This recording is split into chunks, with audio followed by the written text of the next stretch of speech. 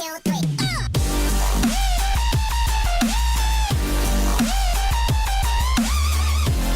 Hi guys, it's Thursday today. I'm going to try to make a bunch of videos before the end of the week and before the season starts to try to help you.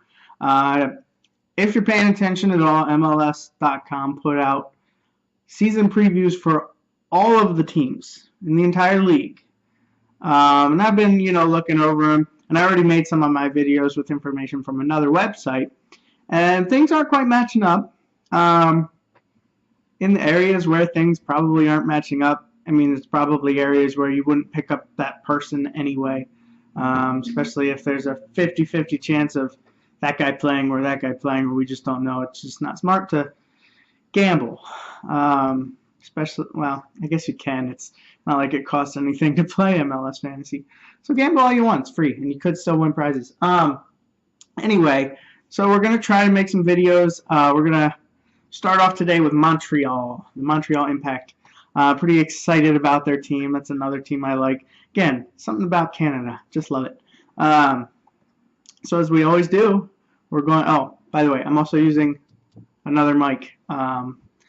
The one with the webcam wasn't as crisp as I'd liked. I don't know if this one's any better. It probably doesn't matter. And I'm sure you guys don't care. So I don't know why I'm even telling you. Moving on. Evan Bush. Pretty beastly goalie. Young guy, came on last year and had a good season despite Montreal's season. Points-wise, he did pretty good. He was kind of in the middle of the pack. But he's $5.5 million. Pretty good price. He's going to get lots of bonus points. And there's a lot of games. I think a lot of times goalies that are on teams that don't have the greatest defense, that get scored on a lot, actually have a potential to do a lot more. Let's say you have somebody like DC United and they're playing somebody like Chicago. This is just an example. There's not any reason. And DC United is on the attack the whole time. Chicago hardly gets down the field. Maybe they get off one shot. Your goalie will get 6 points. But guys like Bush, I think his potential is high because there's a lot of times when Montreal is going to kind of be getting their heads beaten and attacked a lot. So he has a lot more opportunities to make amazing saves, to get the clearances, the bonuses, all that good stuff. So Bush, great option. Probably not a lot of people have him just because it's Montreal. And you're thinking shutouts. Shutouts are definitely beneficial.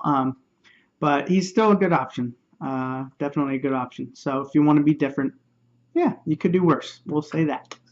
So we'll move up the field, and we've got MLS.com's projected lineups as well as Goal.com's, and most things are similar. Some things are different. Actually, sorry MLS, I don't like the way you did yours. It's just kind of a mess. Just line of text of where people are playing, and it doesn't really show you what's going on like the other website does. It's okay. I'm not mad at you. So we're going to start off obviously with the central defenders. Both lists have the same guy, so you're pretty safe there. It's Cabrera and Simon. Cabrera is $7 million and Simon is $8.5. It's $1.5 million more, but because Simon is very good. Now, last year was his first year in the MLS. He kind of reminded me of Aurelian Collin, maybe just because of the bald head. It's funny because Aurelian Collin's still in the league, but I feel like Simon's a little bit younger, got a little more oomph in his step, and he's one of my favorite defenders. I know he tied Alave last year for most red cards in the season, which was 3. That's not that many, but that still kills your points. But he still ended up with 124. So if you take those, if you think about it, you take those red cards away. Obviously, the games where he got the red cards, he didn't have a lot of points. But you also have to consider that means he missed 3 games. So his potential for points, I think, is pretty high this year.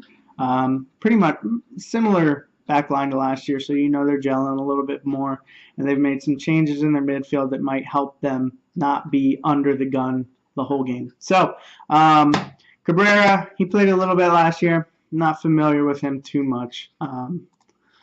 But if you're going to go with a central defender, you don't want him. You want Simmons. So don't get Cabrera. Simple as that. Out on the wings, we've got Ayongo, who was supposed to play with them at the beginning of the season last year, and he was having all kinds of like visa troubles, I think, or maybe it wasn't visa troubles. Maybe it was the team like contract troubles. Like the team he was with wasn't wanting to let him go because this and that, whatever. But he's here this year. He's good to go. He got 71 points last year, and he played about 1,800 minutes. So it's not fantastic, but he is relatively cheap. I know he's fast. I think he played for New York a bit, and they actually would put him up in the midfield every once in a while. I don't think that's going to happen with Montreal, but he is pretty good value at 6.5. He's going to get in the attack. He's really fast. So not a bad option either. And then out on the other side, you have Toya, who I think a lot of people probably had at one point last year because he was dirt cheap. This year, he's $7 million. He still had 121 points last year. That's pretty decent, but I just don't think he's worth the money. He could have a great season. I just don't know. I wouldn't. If you're going with the defender from Montreal and you have the money to do it, definitely go with Simmons. It's not a team that's probably going to get a ton of shutouts. So if that's what you're banking on, probably not a good idea. But Simmons will get bonus points. Hopefully stay away from the red cards this year. So moving up the field, pretty solidified spot is Donadell. I think he came on partway through the season last year, playing a defensive mid role, but I've been watching, MLS videos from last year and top goals, and there was one where he just had an absolute rocket of a shot from outside. It was just beautiful. So he's got a lot of potential at the position he's playing. He's only $7.5 million. Defensive midfielders, that's, somewhere in the middle. It's probably about average. But he is good. I like him a lot. I like the cut of his jib. So if you're going defensive midfielder, I think he might actually, besides Dax McCarty, maybe Ozzy Alonso, I think he might be my third favorite for that position as far as a fantasy standpoint goes. So moving on, we've got a couple different ideas of what the starting lineup's going to be on our two lists that we have. I actually, personally, my thoughts, I like the goal.com. I'll just go with what I think is better and what I would hope ends up being the case. Out on the right, they have Alexander, who played with New York, I guess it was 2 years ago now. Like him. He kind of looks like Aaron Rodgers, actually, quite a bit. I think he actually did the discount double check dance one time when he scored with New York. But he's good. But again, this is one of the positions where not sure who's going to be starting. Is it worth the risk at $7.5 million? Probably not. But we'll go with the other side of the field, at least on this list, and he might be playing more of an attacking role. It looks to be Harrison Shipp, one of my favorite guys in the league because he's a little guy. He doesn't look like he would be much, but man, he's fantastic. He did so many awesome things with Chicago in the last 2 years. Homegrown player. It was a heartbreaker for him to leave, I think. But in preseason, it seems like every time I would look at Montreal's preseason games, if there was a goal scored, he somehow had something to do with it, whether it was a first assist or second assist. And at $8 million, I think you're going to get a lot out of him. I think you're going to get a lot of bonuses. He seems to be doing really well with Oduro. Once Drogba is in, I think, that can't be a bad thing. So yeah, I have Shipp on my team. I'm strongly recommending him. I know the MLS website says he's risky. He might not be a starter, but I think Montreal would be insane not to put him on the field. So moving on up the field, we did mention Drogba. He's obviously going to be the target forward this year, but not right now. They just released information that he's not going to be starting this season due to an injury. I think it said like a month or so, but keep your eye on it because Drogba, obviously, when he's in, is a great guy to have. Last year, he just lit it up when he was in. Yeah, just warning that he is obviously very expensive, and it would be a shame for you to have him on your team at the beginning of the season because that's $11.5 million going down the drain. So anyway, we'll actually kind of jump back to the midfield position, but I think he's going to play more of a wing role this year. Is Ignacio Piatti. Big fan of him too. I had him for a long time last year. I was telling everybody that I knew that was playing, should really pick this guy up. He's fantastic, and he is. Scored 150 points last year. I think there were a few games where he was out due to injury, stuff like that. Happens. But he's $10 million. It's a pretty good price. But again, he might be playing more out on the left wing this year, which left wing, right wing, doesn't matter what wing you are. I'm not a huge fan just because you don't come as close to the goal as your target forward does. I know there will probably be games where he has 2 goals and an assist, something like that. You really can't go wrong with him. I will say that I'm not saying don't pick him up. With the year he had last year and Drogba, if he gets healthy and plays a lot of this season, he's going to be getting points. You know it. So then out on the right side, Aduro. I think he really proved himself last year. He's $7.5 million, and there's a really good chance that he's going to start the season now because Drogba's out. I think his starting role was kind of in question, but for now, he's going to be the start. So he would not be a bad flyer at all if you're trying to stack your midfield or your defense, or even pick up a backup goalie. Aduro at $7.5 million up front, I think is going to have a lot of chances here in the beginning of the season to do some pretty good stuff. So some other names I should probably mention because they're on the other list that MLS put out. Now we're jumping back to midfield again, just going back and forth. I'm sorry if I'm confusing you.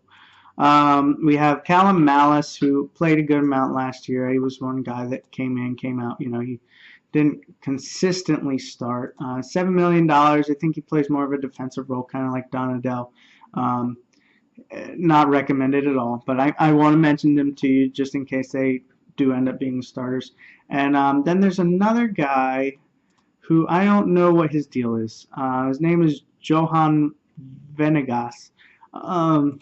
He's $8 million, and last year was, I guess, his first year in the MLS, but he only played 745 minutes, which isn't very much. So I don't know if that's because he had just joined the league. He had 1 goal. That's something, I guess, but I wouldn't recommend him either. I would stay. I mean, that might be the position where Ship is in question. Man, I hope Ship plays. He's my favorite. You know, you got Bernier on the bench. He's getting older and older. He just plays less and less.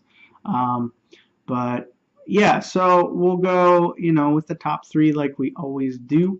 I feel like, man, Montreal's got a pretty good team. There's a lot to be excited for. First off, I think, and this is personal preference, I'm not saying maybe that you should go out and pick him up, but I think Ship is too good to pass up. For $8 million, a guy that is just has an awesome soccer brain that just loves the game and plays it well. I just spit. So Ship is my personal number 1 from this team. I have him on my team. I hope he starts. I'm going to be super pissed if he doesn't. So second off, I can't say Drogba right now because he's not going to start. So I think I'm going to go Simon. Big fan of Simon. The fact that he's bald helps because I am too.